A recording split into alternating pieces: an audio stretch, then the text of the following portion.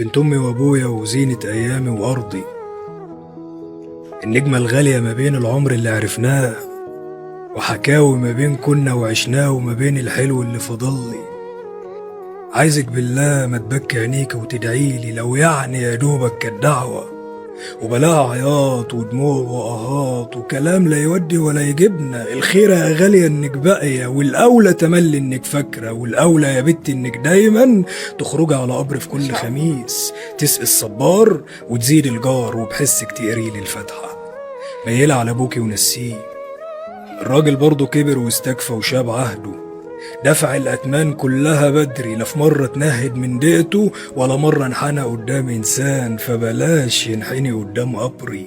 وعشانك وعشان خاطري لا يفوح القهر ما بين دمعه، ولا يمشي الحيط الناس عاجز، ومقام الله ما يعز عليا غير ان ابعد، وتجيني الدعوة بكل لسان كان غالي عليا قوي وعازز.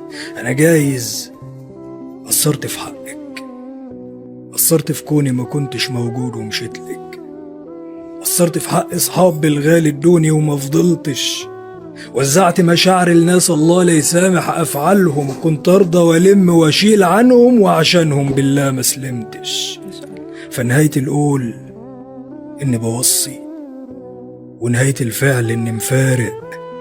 فكرت زمان اني مكمل ومثبت في الدنيا وفارق، وان الجايات اكتر بكتير من اللي اتعدت، وهي زي ما شفت حياة واتعاشت، وكأني حباية رز ما بين الغربال واتهزت. الكلام ده طالع من القلب يا أستاذ رامي، فعلا كلام طالع من القلب، وفعلا شعر رائع.